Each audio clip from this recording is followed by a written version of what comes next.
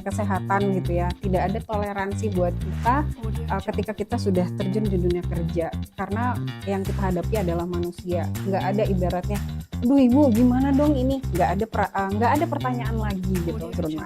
Kalau kita nggak punya kecemasan, maka hidup kita akan justru nggak akan bergerak.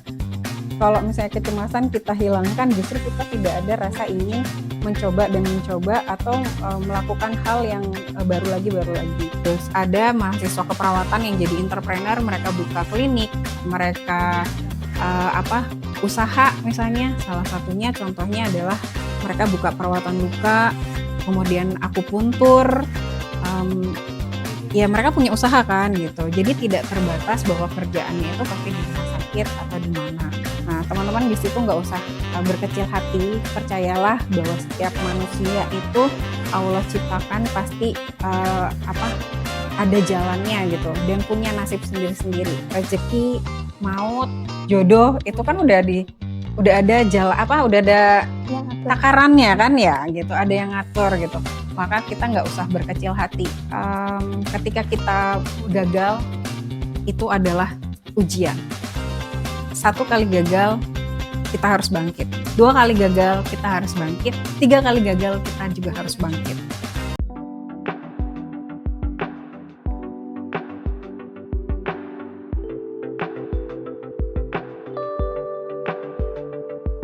Assalamualaikum teman-teman, kembali lagi di Ruang BK, Bincang Kampus.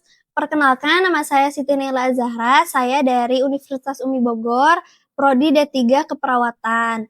Nah, hari ini kita bakal ngebahas topik yang tentunya relate sama mahasiswa akhir. Apa sih topiknya? Nah, topiknya itu dunia nyata lebih seram dari tugas akhir. Emangnya bener ya?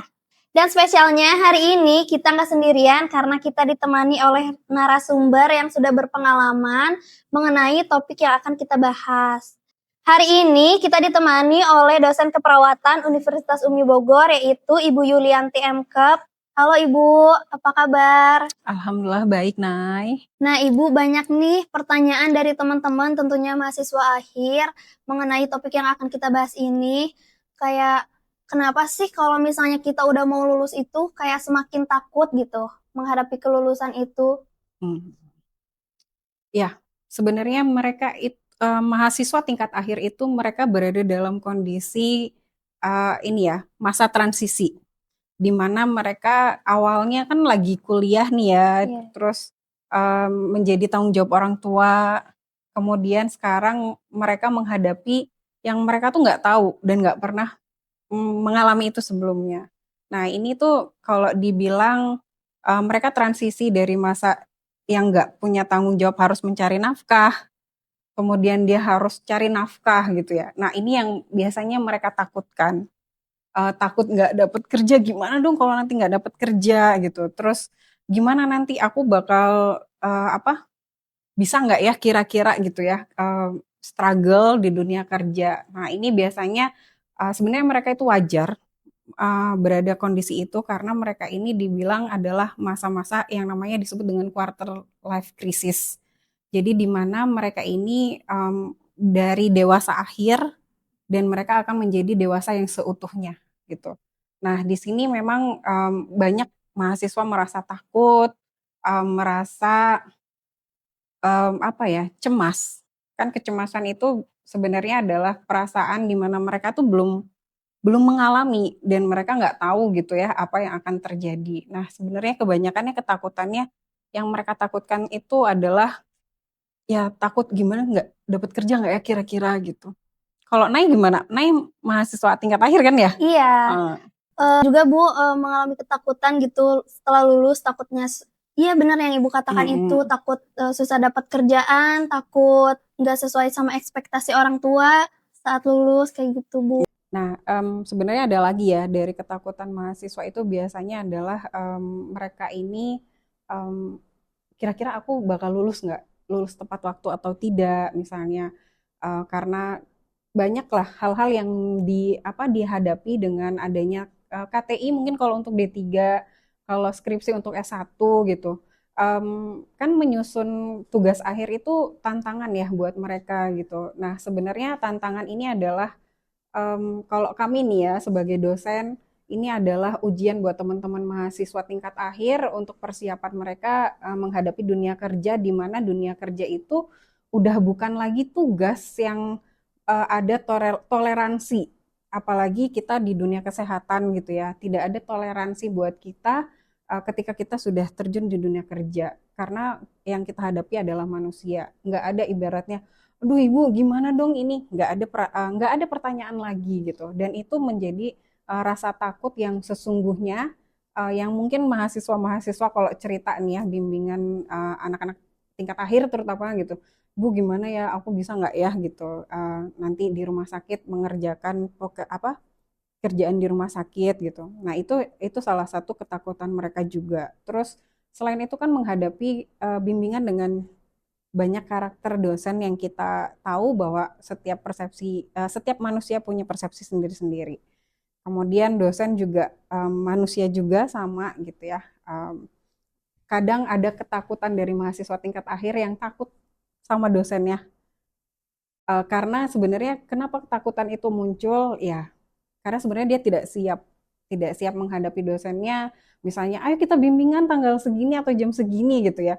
Karena kita tidak mempersiapkan diri di hari sebelumnya atau belum ada materi yang harus disampaikan, ya mereka takut gitu menghadapi itu.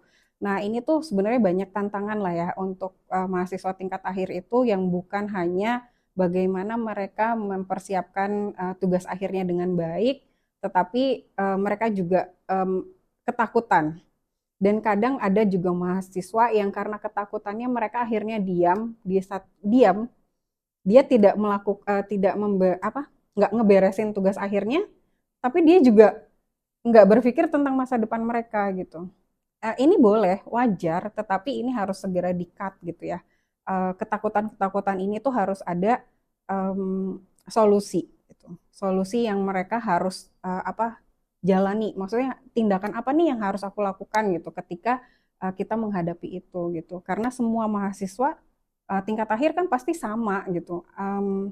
Yang mereka rasakan tuh sama gitu. Nggak ada si A, oh dia kok udah duluan gitu. Apalagi kalau misalnya teman-teman ya, misalnya oh ini kelompok KMB udah selesai duluan gitu. Ih kita belum gitu. Atau aku belum gitu. Nah itu kan rasa rasa kecemasan yang timbul dengan sendirinya gitu. Dan itu ya wajar sebenarnya gitu. Nah, Oh, jadi kalau misalnya ketakutan dan kecemasan di mahasiswa tingkat akhir itu wajar ya, Bu?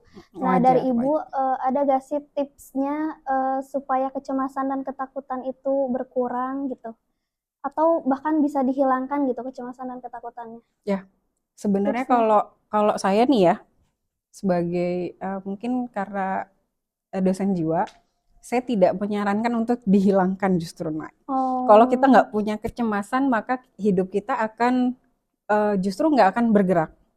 Kalau misalnya kecemasan kita hilangkan, justru kita tidak ada rasa ingin mencoba dan mencoba atau melakukan hal yang baru lagi. Nah, kecemasan itu kan normal. Coba kalau Nai nggak punya kecemasan, Nai bakal ngerjain tugas akhir nggak? enggak. Enggak kan gitu. Jadi kecemasan itu penting gitu. Justru dengan adanya kecemasan, justru saya nggak, kalau saya nih ya tanya, kalau mahasiswa nggak ngerasa takut, nggak ngerasa cemas dengan ketika dia mengerjakan tugas akhir, itu justru saya pertanyakan, kenapa? Berarti dia nggak akan bergerak nantinya, gitu. Jadi kecemasan itu perlu gitu.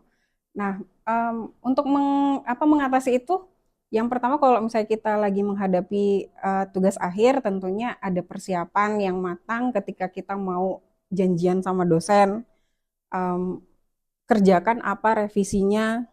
Kalau misalnya kita bilang, bukan kemarin udah revisi ini, masa direvisi lagi? Maka kita harus persiapkan yang kemarin itu revisiannya ini, Bu, ini revisi yang kemarin, ini saya sudah perbaiki gitu ya. Nah, itu tuh tugas akhir kita tuh akan lebih mulus dibandingkan kalau kita nggak ada persiapan sebelumnya. Jadi intinya adalah persiapan. em, Tugas akhir itu kan banyak orang yang bilang kalau lagi ngerjain tugas akhir itu tidur itu bisa berkurang. Ya nggak gitu juga sebenarnya gitu kan. Kita harus bisa memanage waktu, kapan kita mencari sumber-sumber yang terkait dengan topik KTI kita, topik skripsi kita gitu. Jadi memang harus persiapan terlebih dahulu. Jangan mepet, jangan sistem SKS. Kalau sistem SKS kita ditanya yang lain-lain, maka kita akan stagnan gitu. Tapi kalau kita persiapan di hari sebelumnya atau bahkan di hari-hari sebelumnya, materi yang kita siapkan itu lebih banyak. Kemudian ketika ditanya, oh ibu kemarin saya dapat ini, kemarin dapat ini gitu. Jadi itu lebih siap. Karena dosen itu akan tahu mana mahasiswa yang sudah siap dan belum sebenarnya ya. Jadi persiapkan terlebih dahulu, itu triknya. Nah, kalau misalnya kecemasan menghadapi dunia kerja, itu sebenarnya kita kalau misalnya kita mau mempersiapkan dunia kerja buat teman-teman yang mau lulus nih ya gitu. Tentunya kita dari sekarang, kapan sih kita harus berpikir kita itu mau kerja di mana? Harusnya tuh teman-teman dari mulai menginjak tingkat 3 itu mulai berpikir. Kenapa kita itu harus mempersiapkan itu setahun sebelumnya? Karena ini adalah jendela. Jadi awal kita memutuskan bahwa kita itu akan kerja di mana, itu adalah jendela kehidupan kita. Kenapa? Karena ini adalah masa transisi kalian. Dari kalian menjadi mahasiswa, kalian akan menjadi seorang karyawan. Ya kan? Ya. Nah, ini adalah jendela kalian di mana kalian itu harus bisa memutuskan dengan matang kalian itu akan bekerja di dunia apa.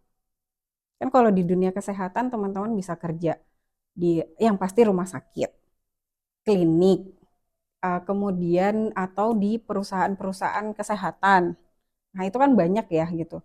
Nah, itu adalah jendela yang perlu disiapkan oleh teman-teman dengan matang karena ini adalah pintu kehidupan nyata. Banyak kan istilahnya gitu ya, ibaratnya kamu tuh belum menginjak dunia nyata loh kalau kamu belum bekerja. Pernah dengar itu nggak? Pernah. Nah, jadi kenapa dibilang bekerja itu adalah dunia nyata kita? Ya karena itu pengalaman saya. Kayak saya nih, saya menentukan bahwa saya pengen jadi dosen. Itu adalah ketika saya sebelum lulus kuliah. Karena itu akan menentukan cara pandang kita, apa yang harus kita persiapkan. Kalau kamu mau jadi dosen, maka kamu harus kuliah lagi, karena ada syarat menjadi dosen. Tapi ketika kamu mau kerja di rumah sakit, maka rumah sakit mana yang kamu tuju? Kamu pengen kerja di rumah sakit tipe A, tipe B, tipe C, atau bahkan cuma rumah sakit di bawah itu gitu ya. Karena kenapa kita harus persiapan, oh cita-cita kamu pengen kerja di rumah sakit tipe A, maka tipe A itu adalah rumah sakit utama. Itu berarti kan kamu harus punya kemampuan yang lebih. Karena orang yang diterima di rumah sakit tipe A itu adalah orang-orang yang memang cakap dalam keterampilan dan cakap secara kognitif. Gitu. Jadi kalau misalnya, kenapa kita harus persiapkan itu? Jadi kamu mau kerja di mana nanti? Kalau kamu cuma mau kerja di klinik, kemampuan kamu yang kamu harus punya ya cukup sekian misalnya gitu kan. Ya sudah gitu, tidak butuh effort yang harus lebih gitu dibandingkan dengan rumah sakit yang lainnya. Atau kamu mau kerja di klinik kecantikan karena kamu suka dandan misalnya, atau misalnya kamu lebih suka di dunia kecantikan gitu, ya berarti kamu harus mengarah ke situ. Jadi itu kenapa dibilang bahwa kelulusan itu adalah jendela kehidupan. Karena disitulah kamu akan menentukan masa depan kamu di mana. Gitu. Jadi kenapa kayak gitu? Agar ketika nanti kamu terjun di dunia kerja, kamu itu tidak pusing lagi, aku kayaknya nggak cocok deh di sini gitu. Padahal baru 1 tahun kerja atau bahkan berapa bulan kerja, kayak aku nggak cocok di sini, kamu pindah. Nggak cocok di sini, pindah. Akhirnya yang nanti hidup kamu yang akan menjadi berantakan. Gitu. Jadi untuk menghindari kecemasan ataupun ketakutan itu ya sebenarnya harus kamu persiapkan, atau ya teman-teman persiapkan lebih matang lagi ya dari sekarang gitu. Ketika kita mau kita memilih untuk bekerja di dunia ini, maka persiapkan. Aku pengen kerja di rumah sakit Umi misalnya ya, gitu. Maka kamu harus cari tahu tentang rumah sakit Umi, letaknya di mana, bagaimana cara wawancara yang baik gitu. Rumah sakit Umi itu seperti apa gitu. Itu kamu persiapkan. Jadi ketika kamu nanti wawancara kerja, kamu udah paham rumah sakit Umi kayak apa, kamu akan lebih eh, apa ya? Lebih nyaman, santai, rileks gitu. Ketika kamu jadi ketika HRD-nya wawancara, ya oh ini anak bagus nih persiapannya gitu. Itu kan apa namanya? Pertama ketemu adalah kunci dari selanjutnya gitu kan ya, ada Iya. istilah seperti itu. Jadi semua itu pasti intinya adalah persiapan-persiapan yang matang dan apa ya, cari informasi sebanyak mungkin. Itu mungkin ya yang bisa di-sharing terkait apa sih yang harus disiapkan gitu. Oh gitu ya Bu. Jadi kalau misalnya mahasiswa semester akhir itu harus mempersiapkan kita tuh mau kerja di mana, mau kemana, mau lanjut kuliah lagi kayak gitu-gitu ya Bu. Nah sebenarnya yang tadi Ibu bahas itu kayak interview ya, kayak bertemu Mm-mm, secara ya, langsung dengan mm-mm. HRD kayak gitu. Kalau misalnya kita mahasiswa nih ikut organisasi, magang atau punya sertifikasi itu tuh menentukan kita itu sudah siap kerja atau belum sih Bu? Ya, kalau untuk sertifikat atau misalnya kayak pelatihan ya itu adalah pendukung sebenarnya, Nay. Eh, Bagus nggak? Bagus gitu. Karena dengan kita sering ikut pelatihan, dengan sering ikut apa eh, pembahasan-pembahasan yang apa yang kita ingin itu menjadi ilmu baru buat kita kan ya. Dan itu tuh bisa menjadi bahan ketika kita nanti wawancara itu akan menjadi bahan plus gitu ya. Penting nggak? Ya penting. Karena nanti ketika kita diwawancara sama HRD ada beberapa pertanyaan yang kadang kita nggak pernah tahu pertanyaannya apa gitu ya. Kadang di luar konteks gitu. Nah itu kalau kita sering ikut organisasi, kemudian kita sering ikut pelatihan, kita sering ikut seminar gitu, dan kita banyak berdiskusi dengan orang banyak, maka jawaban kita itu akan lebih kompleks sehingga HRD akan lebih tertarik dengan kita. Beda dengan orang yang jarang organisasi. Kalau orang jarang jarang organisasi kan berarti pulang pergi kampus gitu ya, bolak rumah, rumah di jalan kampus, kampus di jalan rumah gitu ya. Iya, Nah, benar. kan itu beda. Apa sih istilahnya? Kupu-kupu Kupu-kupu. ya. Nah, itu kan mahasiswa yang kupu-kupu itu mereka jarang berdiskusi dengan orang banyak, jarang bertukar pikiran dengan orang banyak, maka persepsi yang dibentuk pun terbatas gitu. Sehingga ketika diskusi pun sebenarnya HRD tuh akan tahu, oh ini anak bagus nih pas dilihat CV-nya gitu ya, oh organisasinya banyak, oh iya pantesan gitu. Nah itu akan lebih menjadi daya tarik buat oh oke kita rekrut dia gitu. Gitu. Nah, itu kan kalau misalnya ikut organisasi terus Hmm. magang kayak gitu punya nilai plus gitu kan ya Bu kalau Mm-mm. misalnya kita interview. Buat mahasiswa yang kupu-kupu ini, cara meningkatkan kepercayaan dirinya dengan kemampuan yang dia miliki itu gimana gitu Oke. ketika interview. Iya, karena sebenarnya mahasiswa kupu-kupu juga jumlahnya nggak cuma sedikit ya sebenarnya gitu. Tetapi buat teman-teman yang merasa ketika dia kuliah itu lebih sering kupu-kupu gitu ya, kupu-kupu bukan kupu-kupu malam tapi jadi teman-teman ini harus punya waktu ekstra sebenarnya. Karena kan teman-teman yang sudah berorganisasi, mereka sudah berkutat dengan waktu di sebelumnya gitu. Tetapi kalau mahasiswa yang kupu-kupu ini kan ketika dia kuliah, dia memutuskan untuk seperti itu. Nah, ketika dia mau wawancara atau masuk ke dunia kerja, dia harus punya waktu yang lebih ekstra.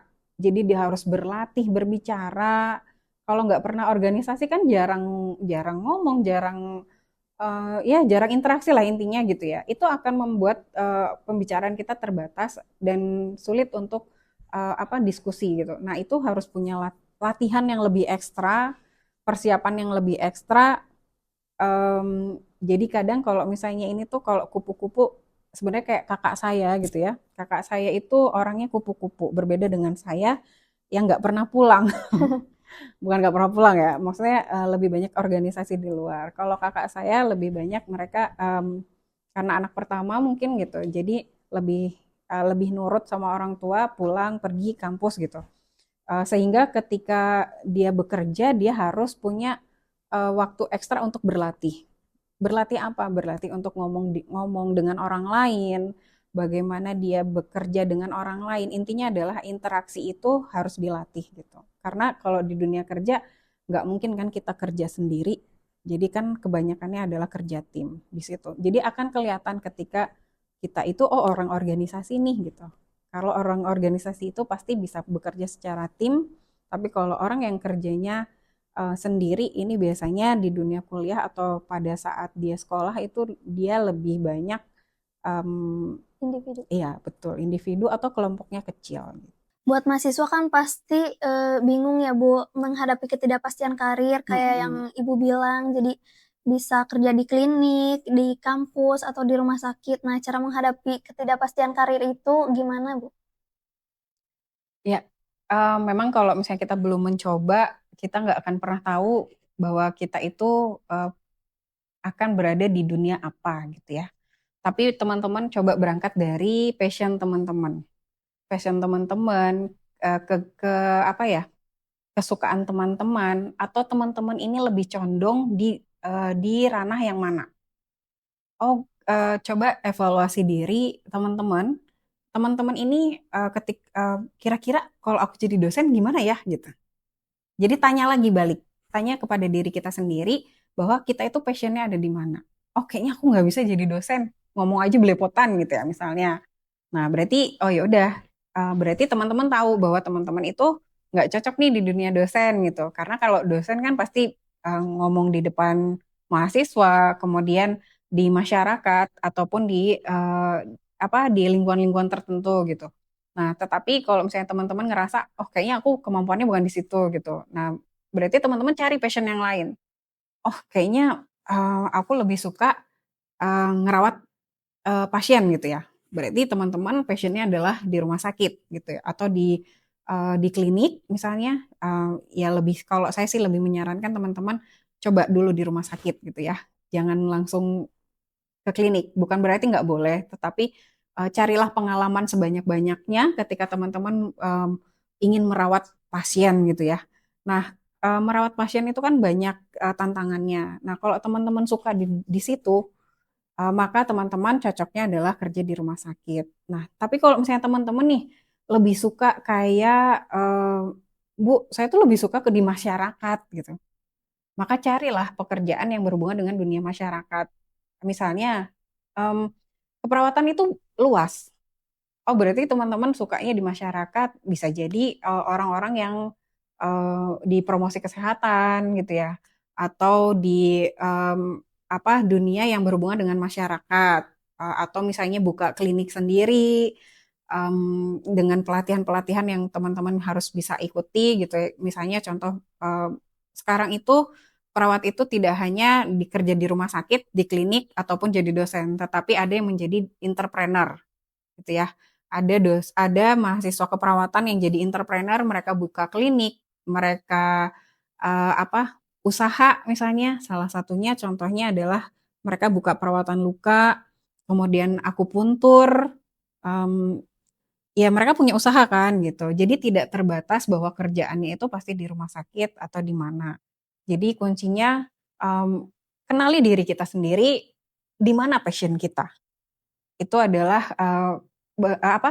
salah satu cara bagaimana kita menghadapi ketidakpastian karir kita. Jadi berangkat dari kita, bukan berangkat dari orang lain. Karena kalau kita mengaca orang lain itu punya jalan sendiri.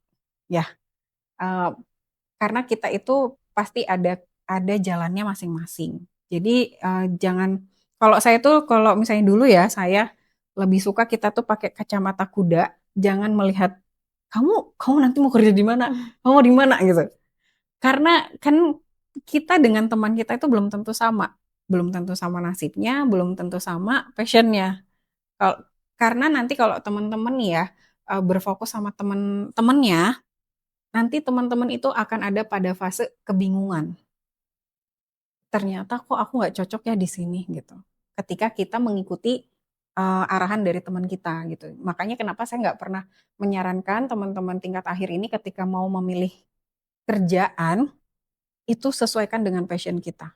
Itu Pak kunci utama, kenali diri sendiri, kemudian pelajari apa yang ingin kita lakukan gitu. Itu kuncinya. Jadi kalau misalnya setelah lulus kita tuh gak perlu khawatir ya Bu, tentang pekerjaan yang akan dilakukan gitu, kayak gak perlu untuk mahasiswa keperawatan gitu, gak perlu ke rumah sakit, ke klinik, Mhm, bisa juga kan ke masyarakat atau buka betul, praktek sendiri gitu ya Bu. betul. Nah kalau misalnya setelah lulus kita gak langsung dapat kerjaan itu, kita harus gimana ya Bu? Iya, sebenarnya pasti ya, kita hidup nggak ada yang selalu mulus jalannya, pasti setiap, orang punya cobaan masing-masing gitu. Ada yang dia, eee, lulus kerja langsung lulus kuliah langsung kerja, ada yang belum lulus pun diminta kerja. Kalau dunia keperawatan nih ya teman-teman, kalau misalnya kita, oh udah 3 bulan kita udah apa, udah nggak ada panggilan nih, udah nyebar, CV nih ke beberapa rumah sakit ternyata nggak ada panggilan.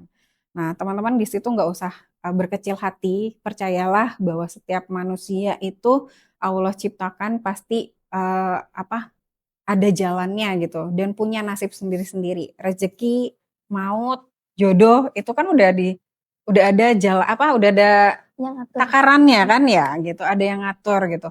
Maka kita nggak usah berkecil hati, "Bu kok aku belum dapat kerja nih udah 3 bulan," misalnya, "Bu aku udah ngelamar ke 10 rumah sakit tapi belum ada yang manggil," gitu. Terus kamu cemas gitu. Sebenarnya, boleh cemas gitu, harus kan tadi saya bilang cemas gitu. Tetapi apa yang harus kita lakukan di situ kita, bisa contoh adalah yang bisa kita lakukan adalah kita mengasah diri. Misalnya ikut pelatihan, kemudian ikut workshop, ikutan seminar, kemudian bisa jadi kita ikut pelatihan, menghadapi dunia kerja, contohnya membuat kurikulum vitae yang bagus, ya kalau sekarang kan AI banyak gitu ya. Nah, tapi bagaimana kita membuat, konten atau isi dari CV itu kan perlu adanya belajar gitu ya. Nah, itu bagaimana kita membuat CV yang menarik, yang intinya yang berbobot, kalau kata orang nih ya, berbobot gitu. Itu seperti apa, kita perlu latihan, belajar, karena kenapa CV itu penting, karena CV itu adalah jendela pertama yang dilihat oleh HRD. Jadi, membuat CV yang bagus, yang informatif, itu perlu latihan. Jadi teman-teman tuh kalau misalnya belum dapat kerja jangan malah, sibuk Eee, ke sana, ke sini, "Kamu udah dapat kerja belum?" Gitu. Itu kan justru akan menambah kecemasan yang sebenarnya nggak akan berujung gitu. Jadi lebih baik teman-teman mengalihkan, pemikiran kita itu ke, "Ayo pelatihan deh membuat CV yang bagus gimana? Terus pelatihan deh gimana cara wawancara yang baik, pelatihan deh gimana kalau kita itu, performance performance, ketika wawancara seperti apa?" Gitu. Karena, kalau HRD itu ya ketika kita buka pintu, kita duduk, pertama kita, face kita pertama itu menjadi penilaian gitu. Jadi kalau kita kita belum dapat kerja, ya mendingan kita asah diri ke arah situ. Terus, ikuti pelatihan-pelatihan yang mendukung dengan, karir yang ingin kita tuju. Lebih ke situ sih sebenarnya. Jadi gak apa-apa ya Bu, kalau misalnya setelah lulus gak langsung dapat kerja, yang penting kitanya, terus berusaha kayak cari pelatihan kayak gitu ya. Betul. Terus mengasah keahlian kita juga sambil mencari lowongan-lowongan lain Iya, mungkin betul ya. betul betul. Dari Ibu ada gak nih tips, buat mahasiswa yang menghadapi ketakutan setelah lulus? Pesannya apa ya? Mungkin buat teman-teman yang mau, bentar lagi lulus nih ya, eee eee, terutama buat tingkat 3 atau tingkat akhir, jangan pernah takut untuk mencoba, jangan pernah takut untuk melangkah, karena ketika kita takut, maka kita tidak akan pernah tahu apa yang akan terjadi ke depannya dan tidak akan pernah tahu apa yang kita rasakan. Jadi teruslah mencoba, teruslah untuk melangkah ke depan, dan lakukan yang terbaik versi kita. Jangan pernah melihat, kesuksesan orang lain, jangan pernah melihat, apa, diri orang lain dan jangan memaksakan orang lain terhadap, diri kita. Jadilah pribadi yang, baik, pribadi yang percaya diri, karena itu adalah langkah awal menjadi orang sukses. Percayalah bahwa teman-teman itu pasti akan menjadi orang sukses. Ketika kita ragu sedikit pun, maka teman-teman juga akan ragu. Jadi yakin dan yakin bahwa teman-teman adalah calon orang-orang sukses. Itu mungkin pesannya ya, termasuk buat Nay. Terima kasih Ibu. Jadi pesannya itu harus yakin sama diri sendiri, terus kita itu gak boleh ngelihat orang lain udah ini, kayak harus percaya diri sendiri. Ada gak sih Bu tips buat mahasiswa supaya siap secara mental buat menghadapi dunia kerja ini? Ya, tips secara mental. Teman-teman yang mau lulus atau misalnya yang mau beranjak ke dunia kerja, tetaplah maju terus, jangan hiraukan orang lain, jangan ya tadi kacamata kuda tadi ya, kita fokus kepada diri kita, jangan putus asa dan selalu semangat. Ketika kita gagal, itu adalah ujian. 1 kali gagal, kita harus bangkit. 2 kali gagal, kita harus bangkit. 3 kali gagal, kita juga harus bangkit. Sampai berkali-kali pun kita gagal, ingat, kita harus bangkit. Ketika teman-teman menyerah dengan kegagalan, maka hidup teman-teman juga akan terhenti. Jadi, yakinlah bahwa kegagalan itu adalah sesuatu yang indah pada waktunya. Gitu. Nah, buat teman-teman semua, kesimpulan yang bisa kita ambil yaitu kita itu harus terus percaya diri sendiri, jangan melihat ke orang lain, harus mempersiapkan dengan matang, harus terus belajar, dan jangan pernah takut untuk gagal. Terima kasih untuk Ibu Yuli yang sudah hadir hari ini. Sama-sama. Cukup sekian podcast hari ini, semoga ilmunya bermanfaat ya teman-teman. Amin. Sampai jumpa di podcast BK selanjutnya. Wassalamualaikum warahmatullahi wabarakatuh.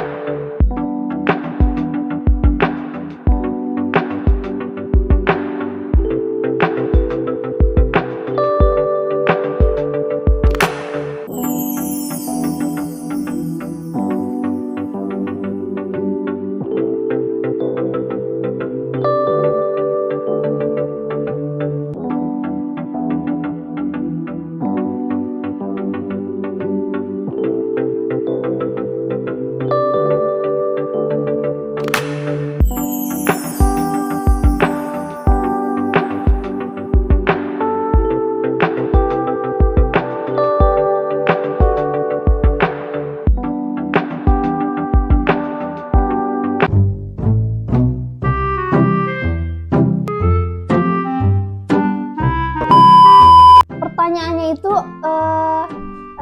lama. Pertanyaan apa ya? Apa istilah pertanyaannya? Jangan yang itu aku yang dari GPT aja, itu mah baku banget.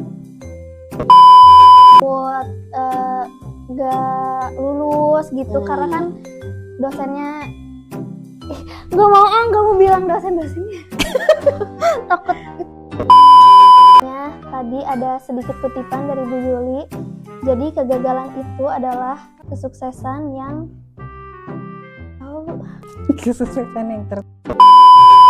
cukup sekian. Apa bisa ngegeter itu atau Ibu nggak bisa? Bisa. Tadi udah bisa.